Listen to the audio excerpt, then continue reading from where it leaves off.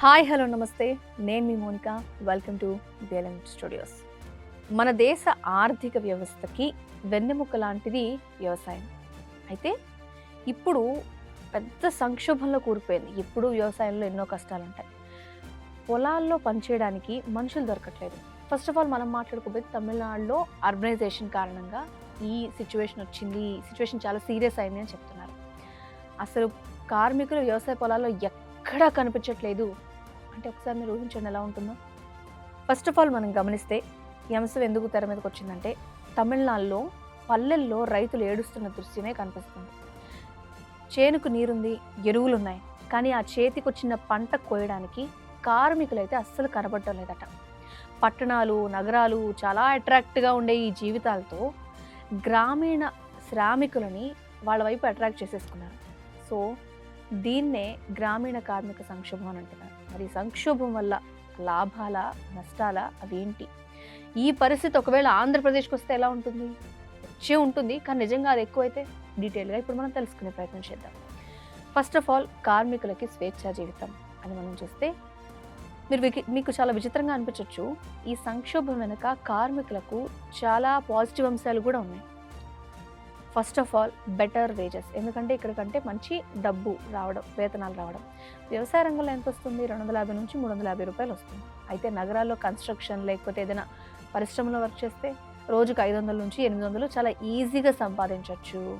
నిజమే. పట్టణాలకు కనుక ఇలా వెళ్తూ కార్మికులు ఆర్థికంగా స్ట్రాంగ్ అయిపోతున్నారు, అందుకే వాళ్ళు ఇంట్రెస్ట్ చూపిస్తున్నారు. ఇంతే కాకుండా చాలా అడ్వాన్స్డ్ లైఫ్ స్టైల్. పొలంలో ఎండ వాన తెలియకుండా కష్టపడి చేయాలి.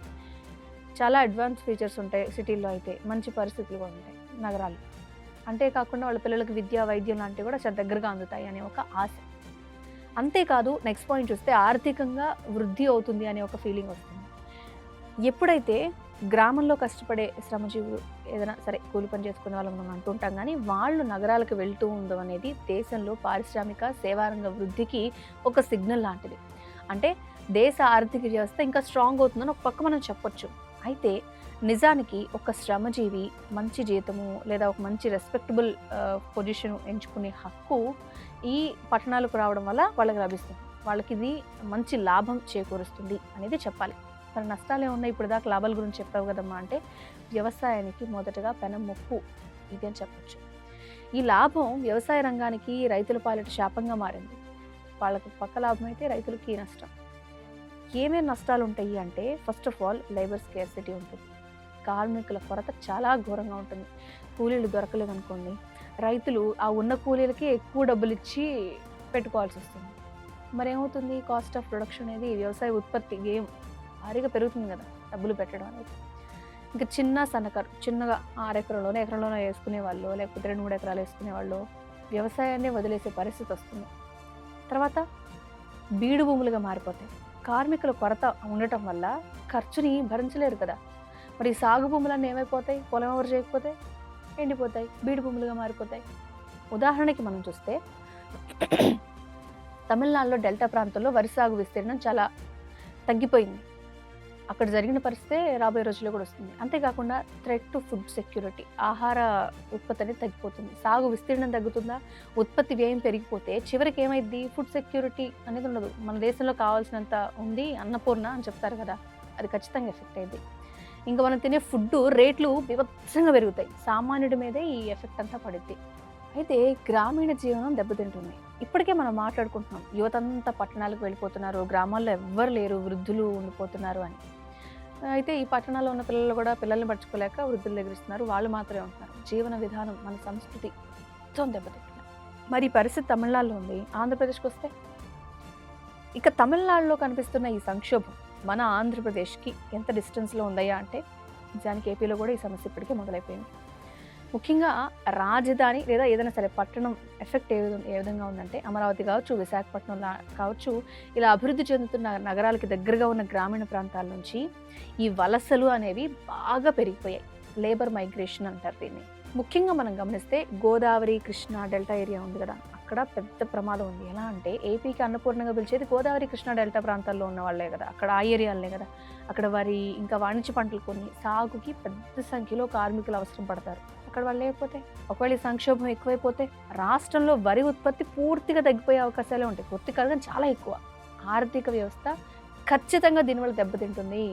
క్యాష్ కాప్స్ ప్రభావం ఉంటుంది. పత్తి, పొగాకు, మిరప ఇలాంటివి ఉంటాయి కదా, వీటిని క్యాష్ కాప్స్, వాణిజ్య పంటలు అంటే చేత్తో కోయాల్సిన అవసరం ఎక్కువగా ఉంటుంది వీటికి. ఇప్పుడు నేను చెప్పిన వీటికి కార్మికులు ఒకవేళ లేకపోతే ఉత్పత్తి, ఎగుమతులు ఏం ఉండదు, ఇంకా పూర్తిగా ఆగిపోతాయి. అయితే ఏం చేయాలి ఇప్పుడు? ఇలాంటి పరిస్థితి వస్తుంది. ఒక పక్క అన్ని సంక్షోభం అన్నారు, ఎవరు కనపడట్లేదు అంటే మెకనైజేషన్, యాంత్రీకరణ. ఎప్పుడైతే తమిళనాడులో వస్తున్నట్టుగా ఏపీలో కూడా ప్రభుత్వం వ్యవసాయ యంత్రాలని, హార్వెస్టర్లని సబ్సిడీ అనేది పెంచారనుకోండి.